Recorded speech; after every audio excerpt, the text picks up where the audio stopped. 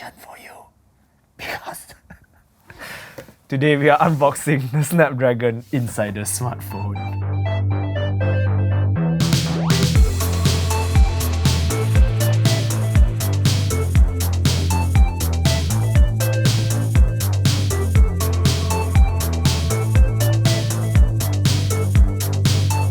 So for those of you who are maybe not that familiar with what this is the Qualcomm Snapdragon Insiders Smartphone, and it's a phone that Qualcomm worked together with Asus for, and then they, together they developed this smartphone as sort of like a showcase of, all of Qualcomm's technology and what they're probably capable of, because Qualcomm isn't like an OEM manufacturer. They don't make like phones or completed products. They do processors most commonly, and then they're famous for their 5G modems and stuff like that also.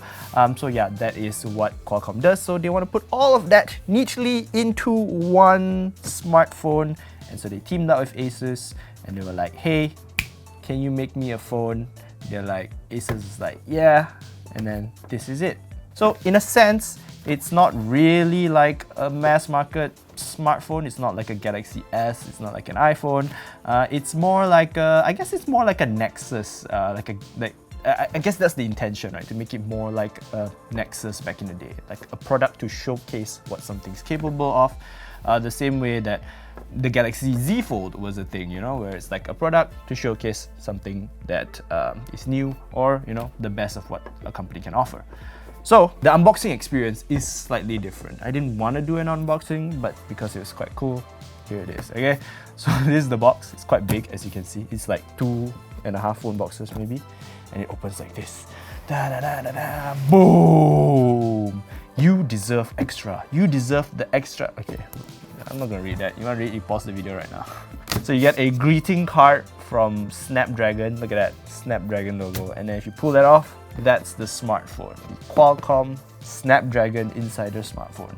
So if you pull this off, you get the device. There you go. It's dark blue, which I think is quite a nice color, but it does remind me a little bit of like, Asus. They had their mid-range devices, the Zenfone M1 series. Yeah, that's like the same color. So for me, it makes it seem like a mid-range phone, but So you do get a pair of TWS headphones in the box, and these are the Master and Dynamic MW08SI, which is like Master and Dynamic is like a company that makes headphones, and so yeah, these are not Snapdragon headphones. These are normal headphones, but they are very premium headphones. Like I searched the price, and it costs like well over 1,000 ringgit. I think it's like 1.3k. So yeah, quite premium. If you lift this piece up, you get the rest of the accessories. You get here, this is the case for the headphones. Oh, why is it so heavy? Oh, look at that Snapdragon sound. So this is like an all metal enclosure, I think. Or at least a lot of it's metal. It's really, really heavy, like my goodness. So yeah, that's what it looks like. And then on the inside, there's text that says, how sound should sound. Yeah. I tell you give marketing people too much freedom. This is what you get. Then besides that, you also get, inside here there's some more. There's like a bunch of ear tips. So I like that the ear tips are color coded, so that you've got like individual colors to tell you what size it is. But the fact that they all come in individual Ziploc bags is not very good for the environment, I think. And then you get this. So this is the charger. Look at that, it says QC5. Wow. But it's the American pin because it's got holes. It's flat. Yeah, because this is like early unit that Qualcomm sent out, so it's not like a production unit or whatever. You also get braided cable, so this is an A to C cable.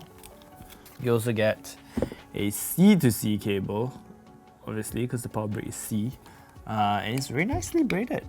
Yeah, not bad. Finally, you have this one, the big box. And if you open this up, you get a bunch of stuff. So there's the SIM eject tool with Asus branding, not a Snapdragon logo, kind of weird. Then you've got this, which is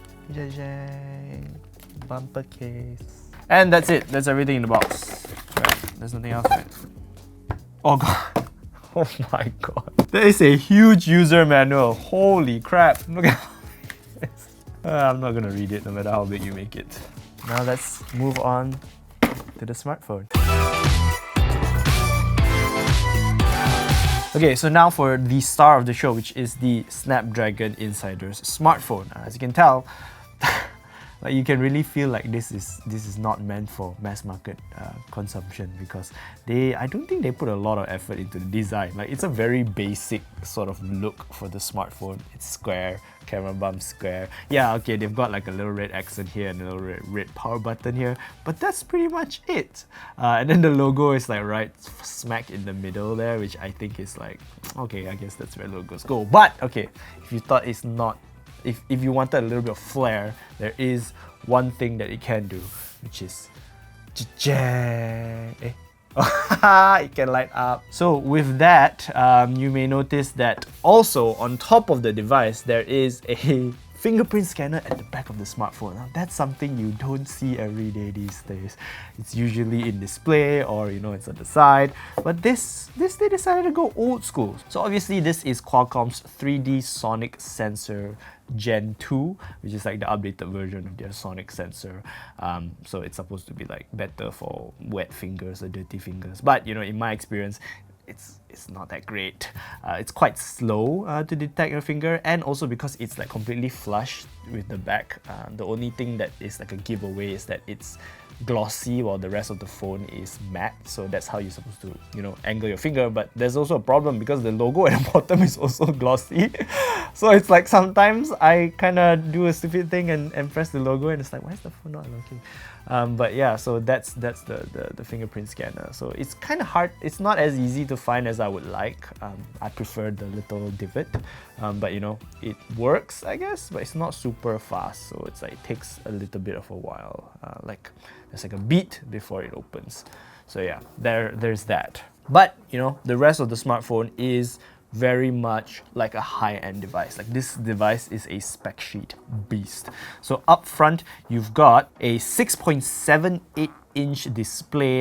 Yes, it is a Full HD Plus panel, but it is an AMOLED screen and it has a refresh rate of 144 Hz. So this display is actually a Samsung display, which means it looks really good, and it's very crisp, it's really smooth and fast because of the 144 Hz. So yeah, that's really nice to see. Inside, the device is powered by, obviously, it's like written right here in the front of the screen, Snapdragon 888 processor.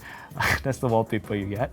So this is a Snapdragon 888 device, so that means it gets like basically everything that is latest from Qualcomm right now, right this moment, and it's the same kind of processor that you'd find in most of 2021's flagship smartphones. Paired to that, you also get 16 gigs of LPDDR5 memory and also 512 gigs of UFS 3.1 storage. So again, it's like we're not pulling any punches here. These are all the best performance specs that you can get right now.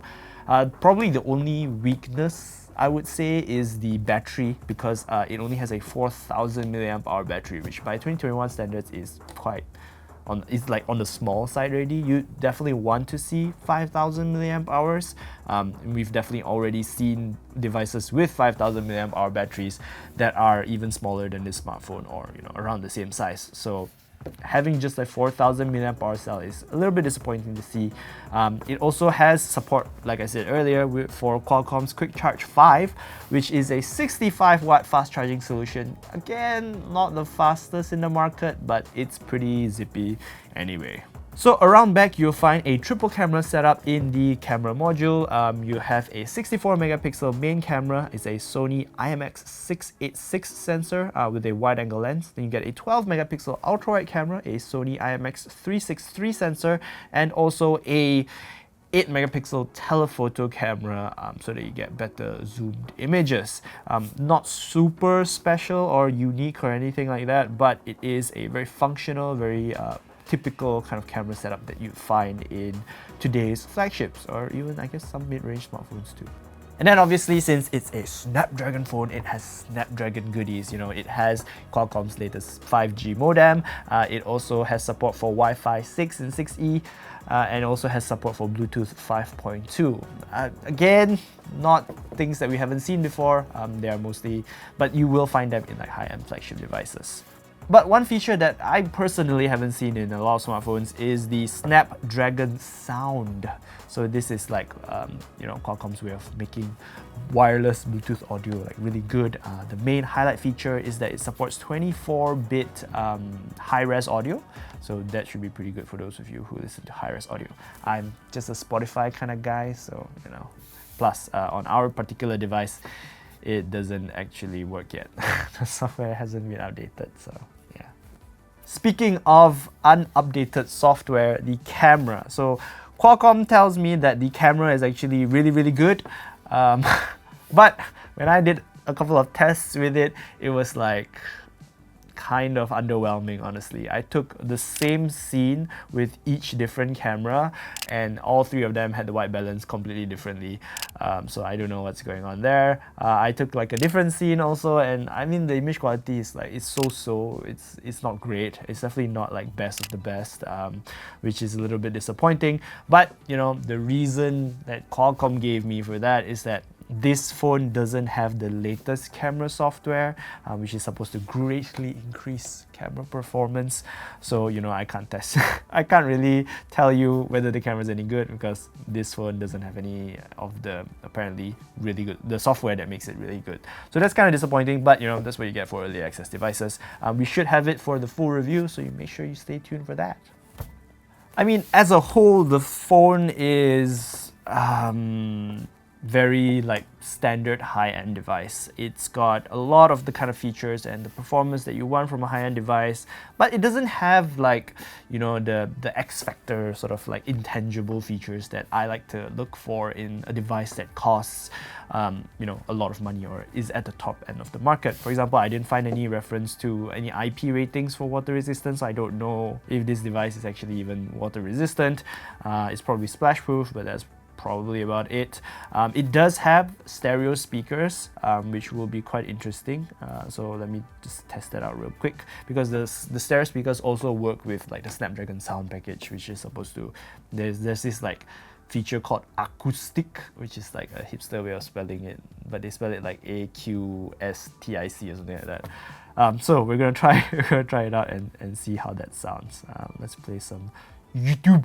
This is my car. It's a 2011 Perodua Myvi SE in tangerine orange, and for the last decade it has been a reliable, comfortable and versatile vehicle. And as a responsible adult, I try my best to make sure that it will continue to run for the next decade. But, and there is a but, if I'm being honest, I think the insides of the car could use a little TLC.